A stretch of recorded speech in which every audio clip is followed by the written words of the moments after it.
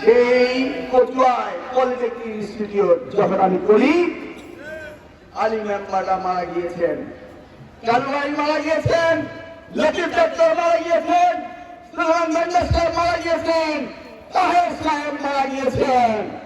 তারা জানতেন কত কষ্ট করে আমরা পলিটেকনিক ইনস্টিটিউট করেছিলাম।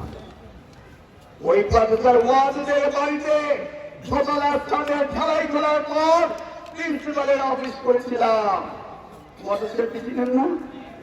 বিএনপি করার কারণে তার বাড়ির সামনে কুকুরের মতো ঠ্যাং ভেঙে দিয়েছিল। গাজী কামাল, কালা কামালরা, যারা আবার এই 5 তারিখের পরে তাদের দোসররা এখানে লুট করছে, সেই পলিটেকনিক ইনস্টিটিউট তারা লুটে নিয়েছে। যাদেরকে আমি চাকরি দিয়েছিলাম তারা চাকরি ছেড়ে, ওই যে দিনওয়ালা ভাই আমার কোথায় যেন দেখলাম, তার ছেলেরা চাকরিতে জয়েন করতে পারেনি। অত্যাচারের সীমা দেখেছেন? উন্নয়ন শুধু এখানে নয়,